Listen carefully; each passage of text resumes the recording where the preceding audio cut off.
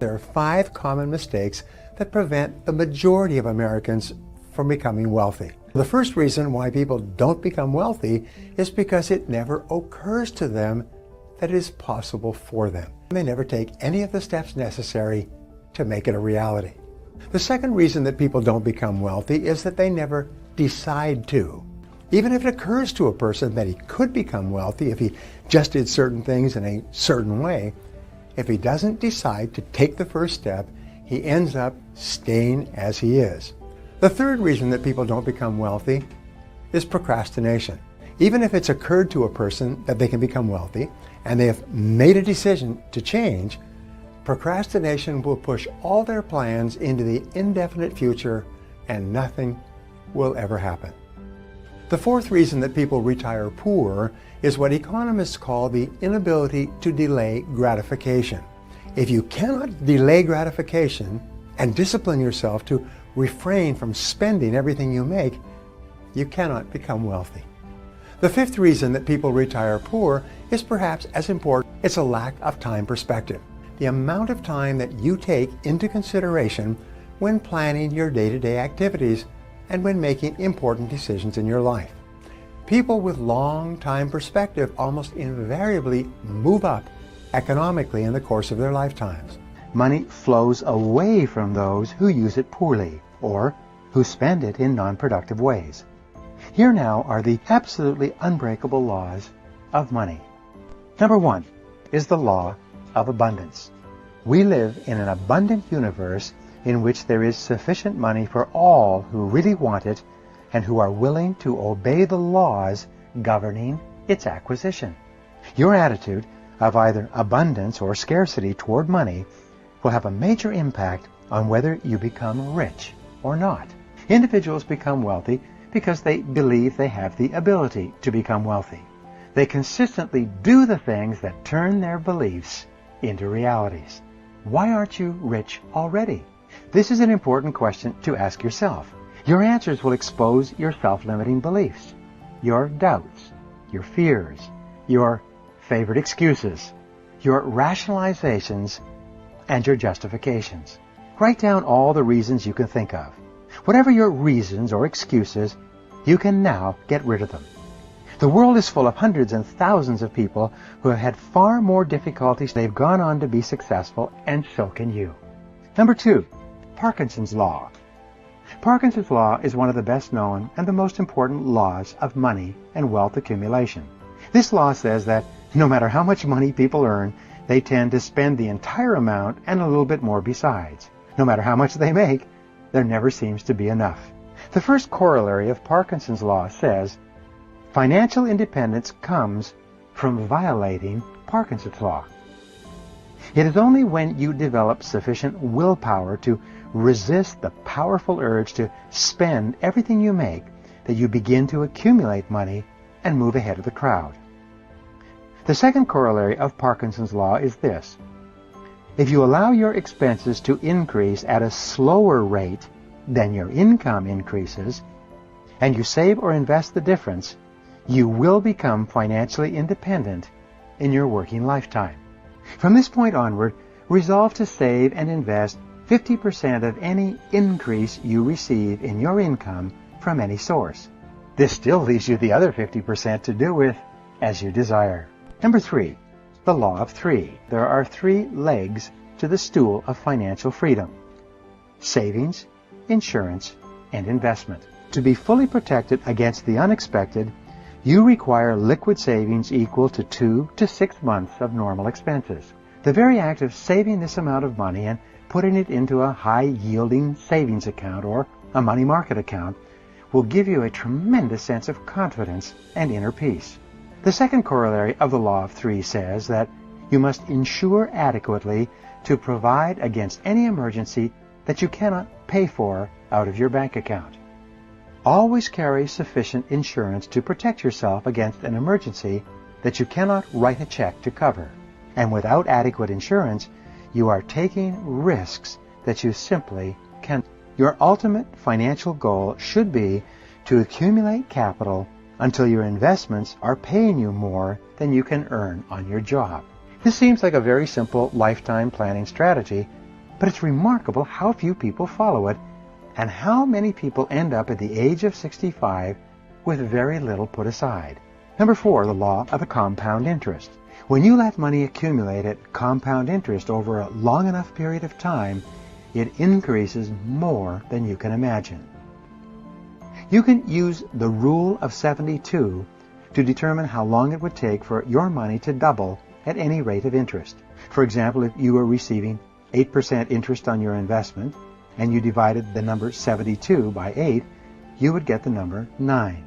This means that it would take you 9 years to double your money at 8% interest. The key to compound interest is to put the money away and never touch it. Though you spend only a small amount today, you will be giving up what could be an enormous amount later on. If you start early enough, invest consistently enough, never draw on your funds, and rely on the miracle of compound interest, it will make you rich. Begin a regular monthly investment account and commit yourself to investing a fixed amount for the next 5, 10, or even 20 years. Number 5, the law of magnetism. The more money you save and accumulate, the more money you attract into your life. The more positive emotions you associate with your money, the more opportunities you will attract to acquire even more. The first corollary of the law of magnetism as it applies to money is that a prosperity consciousness attracts money like iron filings to a magnet.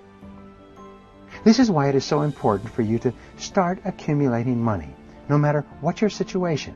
That money, magnetized by your emotions of desire and hope, will begin to attract more money to you faster than you can imagine.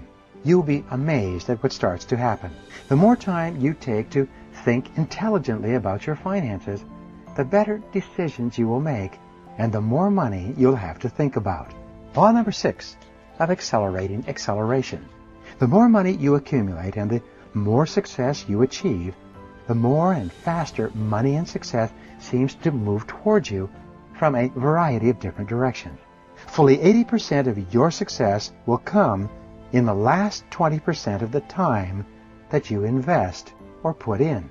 You'll achieve only about 20% of the total success possible for you in the first 80% of the time and money that you invest. You'll achieve the other 80% in the last 20% of the time and money that you invest. So the greatest discovery of the 20th century, the discovery of the self-concept. And this self-concept is a combination of all your thoughts, feelings, beliefs, doubts, hopes, fears, and experiences throughout your entire life that come together to make you the kind of person you are today. How you perform and behave on the outside, how you treat people, what you accomplish is all determined by your internal programming. We also know that each person has a series of mini self-concepts. What they have found is that every person has a self-concept which is like a thermostat. And this self-concept with regard to money, you never go more than 10% above or below your self-concept level of income. If you earn 10% or more below your self-concept level of income, you engage in what are called scrambling behaviors, and you scramble to get your income back up. But once you're into that 10% range, well, plus or minus, you relax. And this becomes your comfort zone. And the great enemy of human success is the comfort zone. The only way that you can increase your income is to change your self-concept in relationship to income. Your overall self-concept is determined by your self-concept in all the areas of your life that you consider important. Is that your self-concept is made up of 3 parts. Number 1, it's made up of your self-ideal. Your self-ideal, like 3 wedges of a pie, consists of your values, it consists of your ideals, it consists of your goals, it consists of your hopes, it consists of your dreams, it consists of all those things that are inside you. There's a direct relationship between how clear you are about your goals and ideals and your self-ideal. What do we know about top people? Top people are clear about what they believe in, and they don't compromise their values. What do we know about little people, weak people? Is they're very confused about their values and they compromise them for the slightest advantage. The second part of your self-concept is called your self-image. Your self-image is the way you see about yourself and the way you think about yourself. Your self-image is called your inner mirror. Whenever you go to do anything, you check this mirror. Before you go in to see somebody in a sales call, you just kind of check your inner mirror to see, how do I perform in sales calls? And your performance on the outside is largely determined by your self-image. Remember, most people look at a mirror. Intelligent people realize that whatever they see in their outer world is coming from themselves. So they always ask this great question, what is it in me? The average person always tries to blame something in their external environment or someone, past, present, future. The third part of your self-concept is your self-esteem. Your self-esteem is the most important part of all. This is the emotional part of your personality. Whenever your self-image, your personal performance, is consistent with your self-ideal, the person that you would most like to be, your self-esteem goes up. Whenever you do something that's not like you blow up, you get mad, you swear, you do something that, that's not consistent with the best person you could be, your self-esteem takes a hit.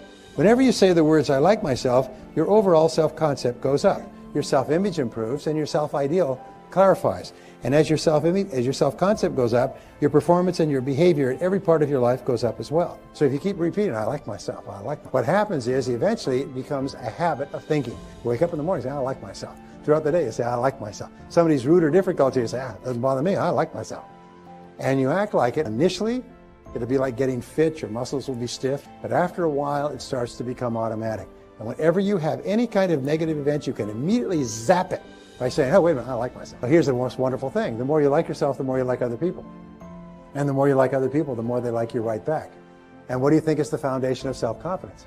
How much you like yourself, self-esteem. The more you like yourself, the higher your level of self-confidence. The more you like yourself, the less you feel fear, failure, and rejection. In other words, things don't bother you because you actually develop almost like a Teflon cover around your emotions and you become a completely positive person. In the 60s, there's that poster that says, I do not love you for yourself, but for the way you make me feel when I'm with you.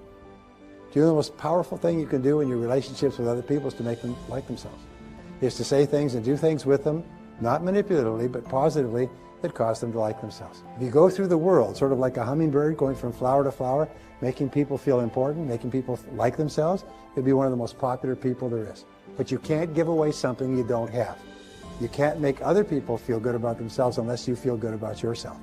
But if you really like yourself, you spontaneously and naturally do and say the things that cause other people to feel good about themselves. And when you talk to yourself in a positive way, your self-confidence goes up, your self-esteem goes up, your relationships improve, your sales will go up. All you need to do to raise your self-confidence, your self-esteem, and your level of attainment high is to have an absolutely crystal clear goal and work on it every single day.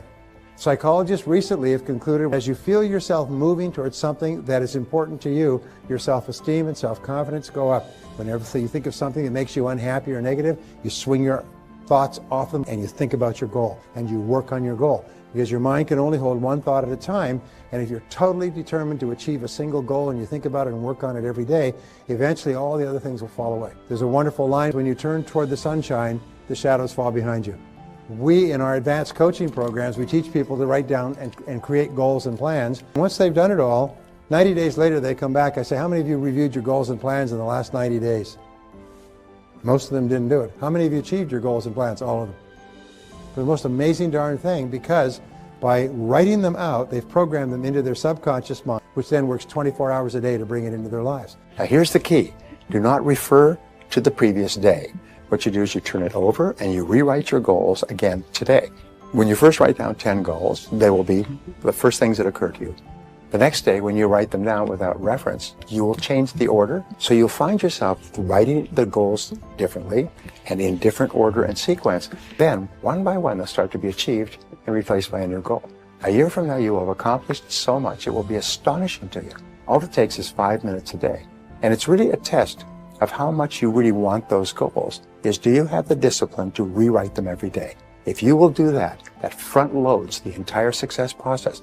You know, the very act of writing goals raises your self-esteem, it improves your self-image, it increases your self-confidence, and it activates your creative mind. You start to see all kinds of ideas and ways to achieve the goals that you've written. It's literally life-changing, that one technique. I have never written a goal that I didn't achieve. And I've gone literally from rags to riches. And it was exactly what I wrote down. Write down what you want and make it clear so that the universe can help you get it. Create within your mind the mental equivalent of what you would like to see on the outside. If you will do that, all the mental laws that we've talked about and many more that we haven't had a chance to go into, and what you want will appear on the outside by the law of cause and effect, belief, expectation, attraction, correspondence, and so on. Take a clean piece of paper when you get home, and you're going to write down 10 goals. And these goals, you can write more than 10 if you like, but you must write a minimum of 10.